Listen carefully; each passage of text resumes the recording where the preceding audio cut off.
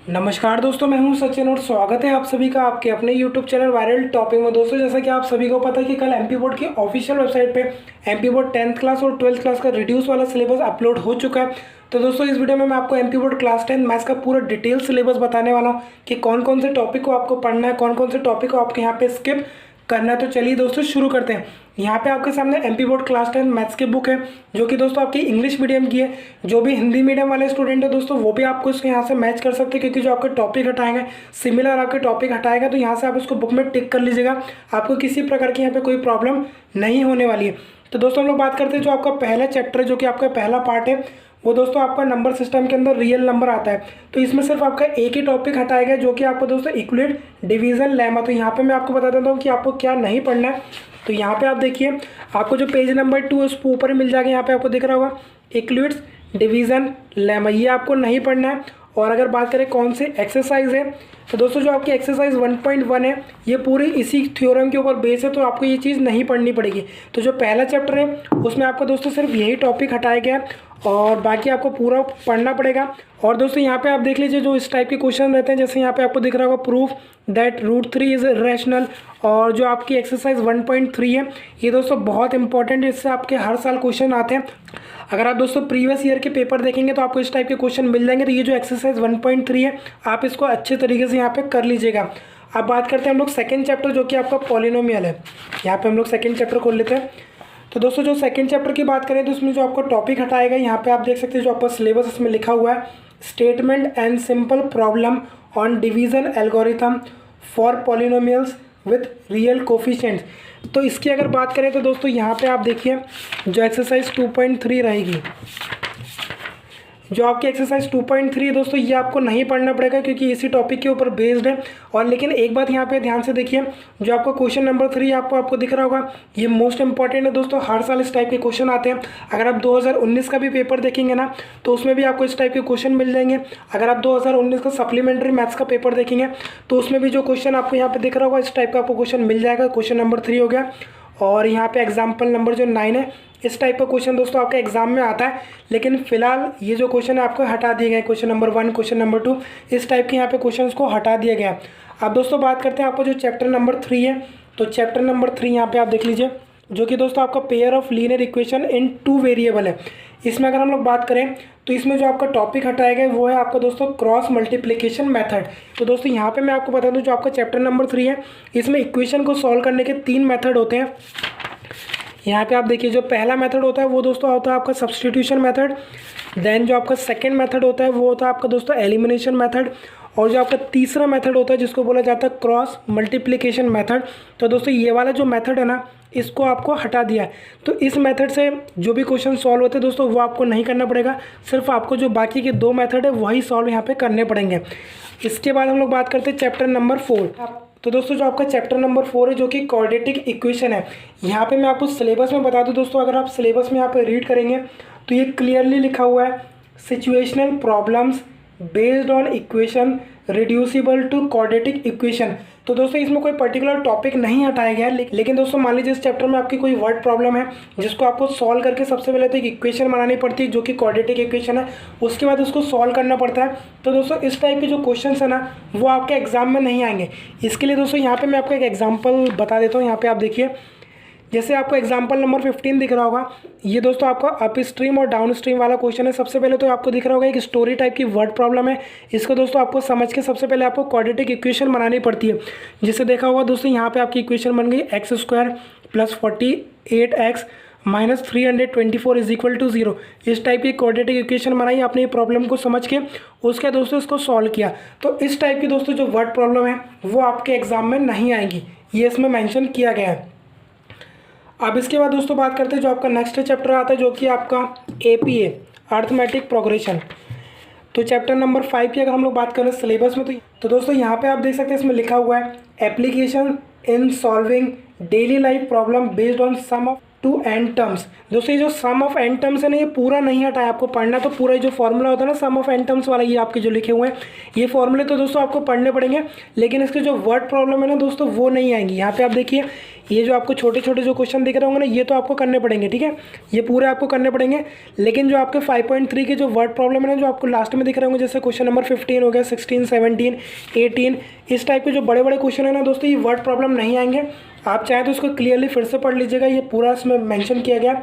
यहाँ पे आप देखिए applications in solving daily life problem based on sum to n terms, ठीक है, तो ये वाले टॉपिक आपको इसमें नहीं पढ़ना पड़ेगा। देन दोस्तों बात करते हैं हम लोग 6th चैप्टर की, जो कि आपका ट्राइंगल्स है।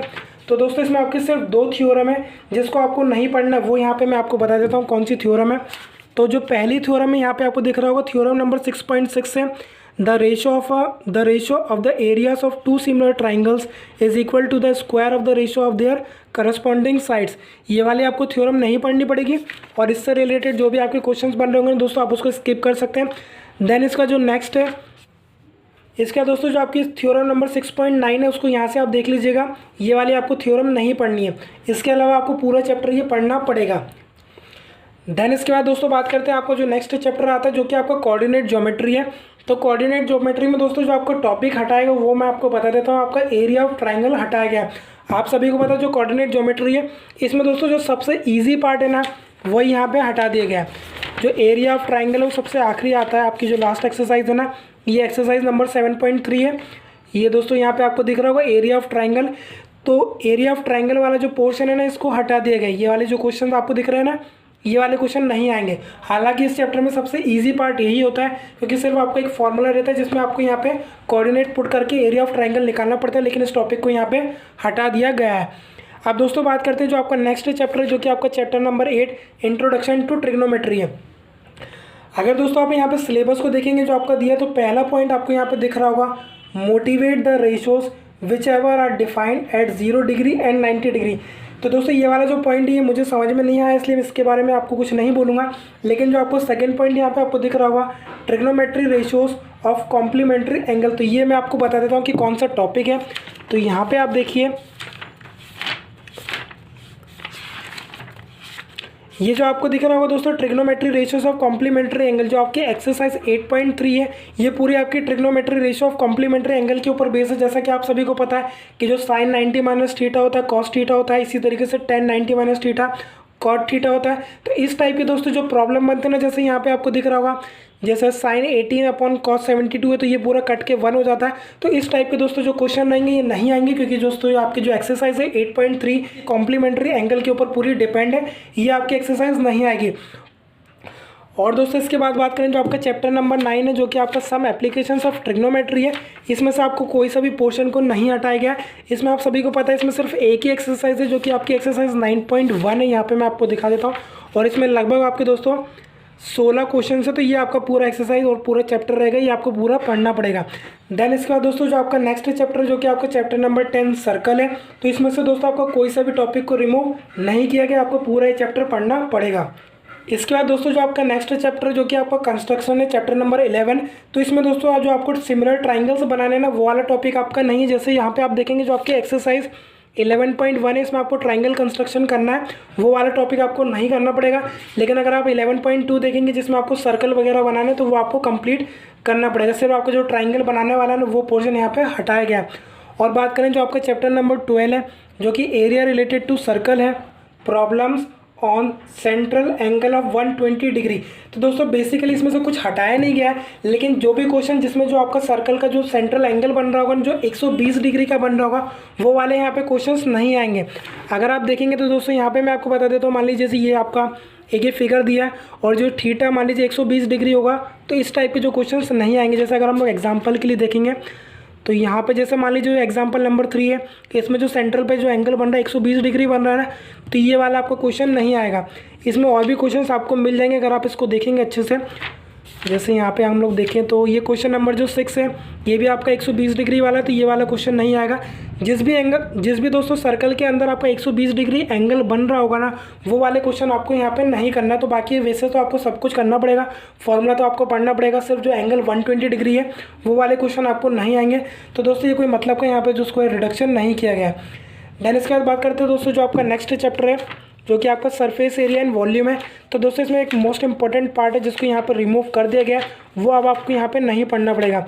अगर हम देखें दोस्तों ये जो लास्ट पार्ट आपको दिख रहा होगा फ्रस्टम ऑफ अ कोन, ये वाला टॉपिक आपको नहीं पढ़ना है। फ्रस्टम क्या होता है दोस्तों, जैसा कि आप सभी को पता है ये जो कोन होता है, कोन को अगर हम लोग बीच से काट देते हैं तो इस टाइप की बाल्टी टाइप की बन जाती है, इसको फ्रस्टम बोलते हैं।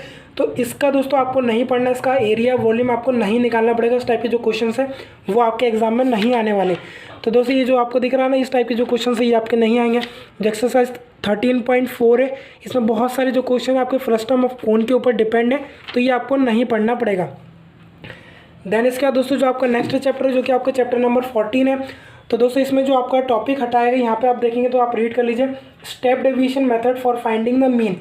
इसमें दोस्तों जो मीन फाइंड करने के 2-3 अलग अलग मेथड दिए हुए हैं। तो जो आपका एक तो डायरेक्ट मेथड है ये तो आपको करना पड़ेगा, देन आपका जो एज्यूम मीन मेथड है ये भी आपको करना पड़ेगा।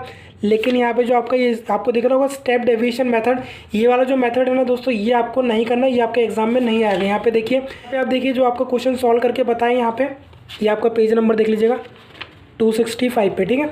ये जो आपका सॉल्व करके बताया ये पूरा स्टेप डेविएशन मेथड से इतना लंबा ये सॉल्व होता था। ये वाला जो मेथड होता है इससे आपको यहाँ पे सॉल्व नहीं करना पड़ेगा। साथ में जो आपके क्यूमुलेटिव फ्रीक्वेंसी वाले क्वेश्चंस हैं वो भी आपको नहीं करना पड़ेगा। जैसे अगर हम लोग एक एग्जांपल यहाँ पे मैं आपको बता देता हूँ, जैसे यहाँ पे आपको दिख रहा होगा नंबर ऑफ स्टूडेंट, ये क्यूमुलेटिव फ्रीक्वेंसी जिसमें आपको निकालना पड़ता है, जिसमें आप पूरा ऐड करते हैं ना, ये वाले जो क्वेश्चन है ये आपके नहीं आएंगे। देन बात करें दोस्तों जो आपका लास्ट चैप्टर जो कि आपका प्रोबेबिलिटी है, तो इसमें से दोस्तों कोई सा भी टॉपिक यहाँ पे कम नहीं किया गया है, आपको दोस्तों पूरा चैप्टर यहाँ पे पढ़ना पड़ेगा। तो दोस्तों उम्मीद करता हूँ कि आपके सभी प्रकार के यहाँ पे डाउट क्लियर हो गए होंगे। अगर आपको फिर भी किसी प्रकार का कोई भी डाउट है तो आप वीडियो के कमेंट बॉक्स में कमेंट जरूर करिएगा, मैं आपके सभी सवालों के जवाब देने की पूरी कोशिश करूँगा। और दोस्तों अगर आपने अभी तक चैनल को सब्सक्राइब नहीं किया तो सब्सक्राइब जरूर कर लीजिएगा, साथ में बेल के आइकन को जरूर दबाइएगा ताकि आपको सभी प्रकार की लेटेस्ट अपडेट हमारे चैनल के माध्यम से मिलता रहे। Thank you for watching, thank you so much.